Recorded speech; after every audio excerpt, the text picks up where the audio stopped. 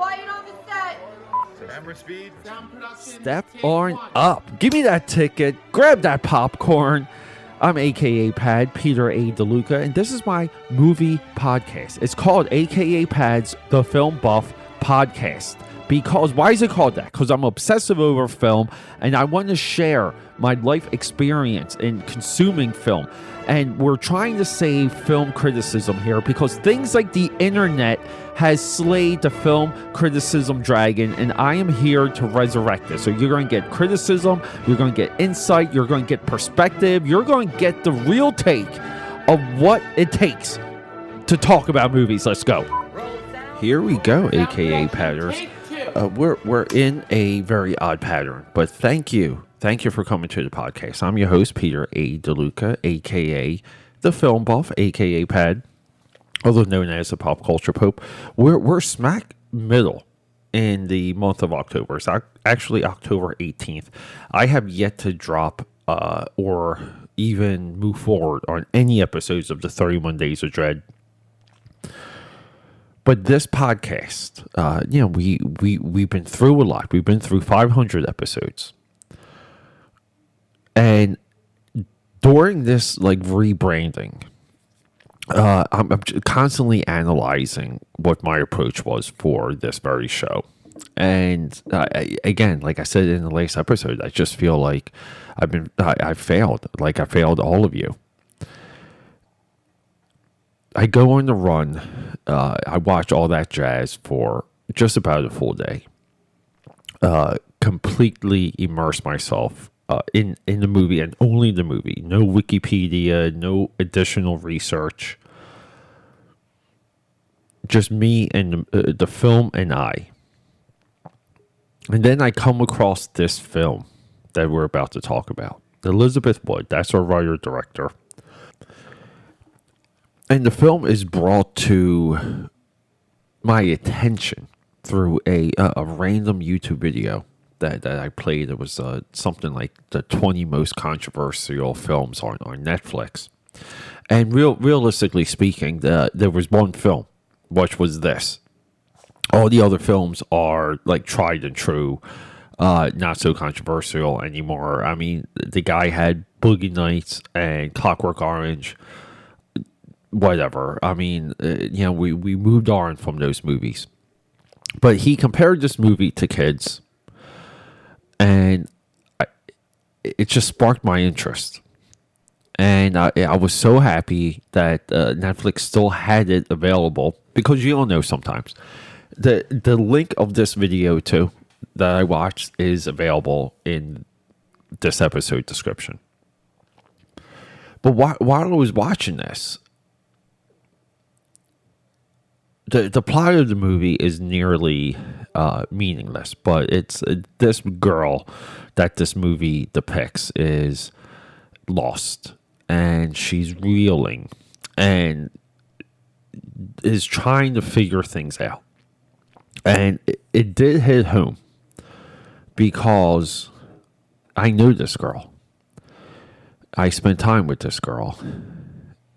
I've dealt with late nights and early mornings with this girl. And the depiction cuts, to quote Dirk Diggler, it cuts glass. It's a neon sign that explodes. It's hard to imagine Elizabeth Wood not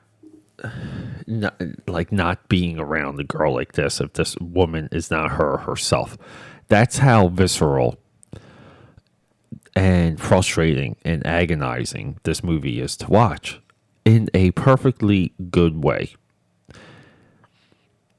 Elizabeth Wood has only made one movie, and this is it. And a little bit of a pattern that we see a lot on the Film Buff is, Film Buff's me, by the way, is a healthy run of short films. And moving forward with this podcast, we're going to do way more with short film.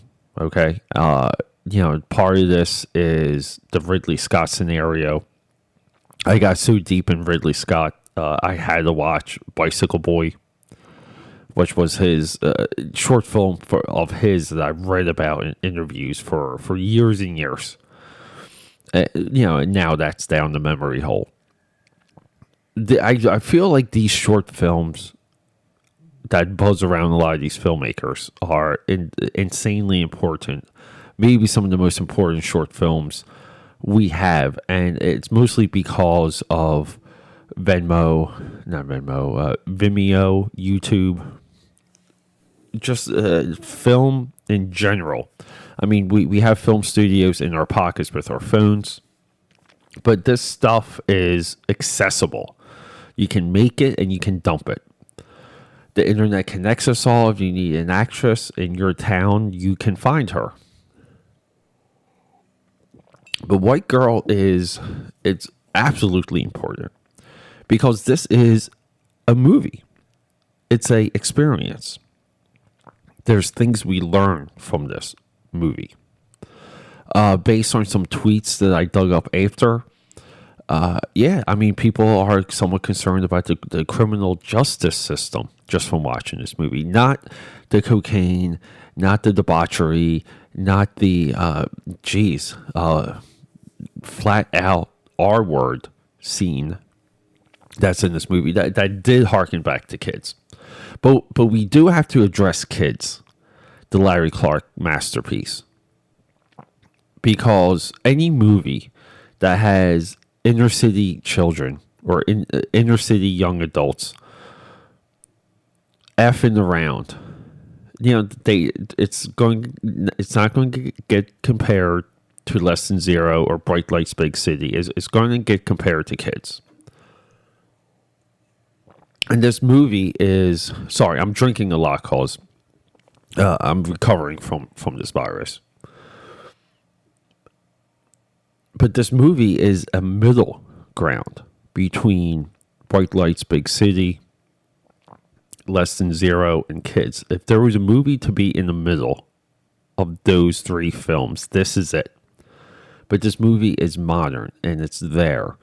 And it's great to look at, and it's well shot. And, there's some nice camera movements when it comes to how we're depicting things, exactly what we're seeing.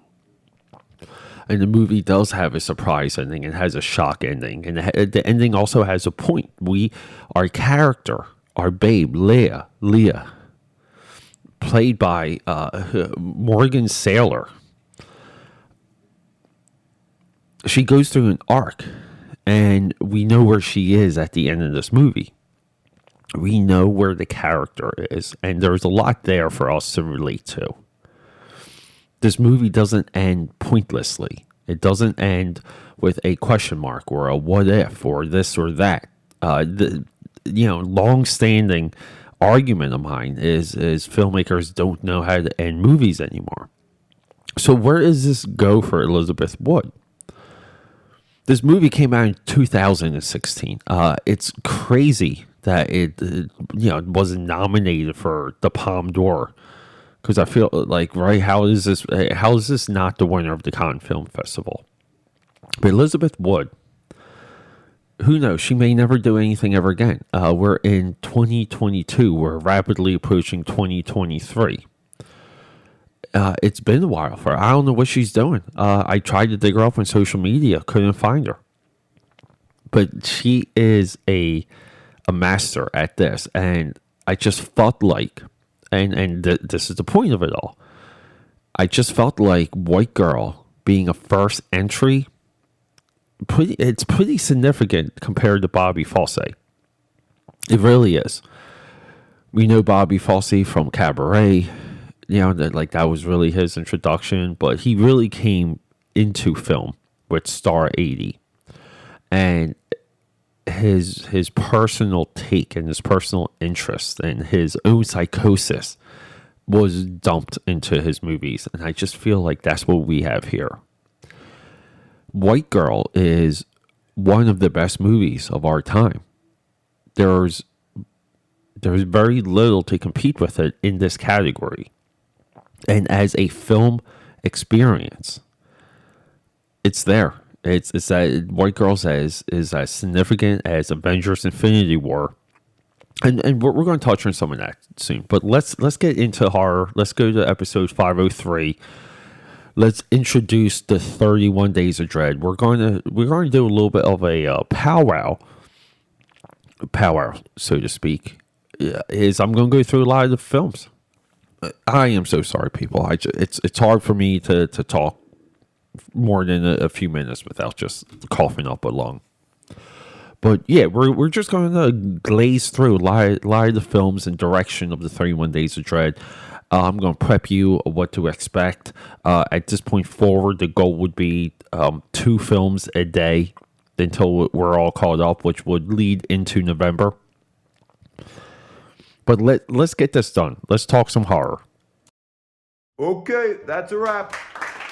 Everyone, thank you for joining me. Thank you for sticking with me through another fantastic episode of AKAPAD's The Film Buff Podcast. I really do, from the bottom of my heart. And you have to understand, all of this is coming from a dude that had a speech impediment. So just to get this deep, get this level of interaction, all of it, it is deeply meaningful to me, and I do nothing but thank you from the marrow of my bones.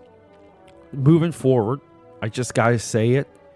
And we know that my source and my love for movies stems back from my father, Tony DeLuca, who just loved watching movies. He loved hanging out with us. Yeah, like we did it all growing up as 80s children, my sister and I.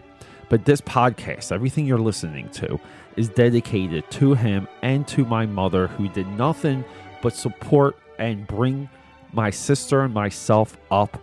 And, just kind of like not saying no and just being good parents and giving us an opportunity to just to go out there and chase it.